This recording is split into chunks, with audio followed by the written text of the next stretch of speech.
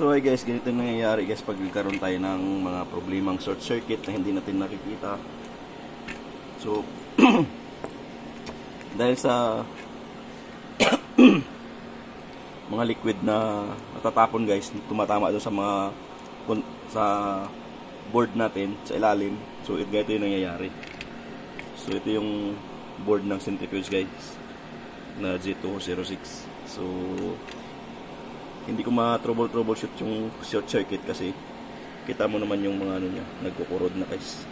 So kung hindi mo tatanggalin yung mga component, hindi mo siya makikita. So kailangan talaga tanggalin yung component para makikita mo yung saan yung nag-grounded. So ito guys, clear na nagkaroon ng grounded dyan kasi mga corrosion na. So ang ginawa ko, tinanggal ko lang to guys. Tinanggal ko lang yung mga component. Yan. So para makita ko malinis yung ano, tapos hugasan ko na siya guys ng sabon.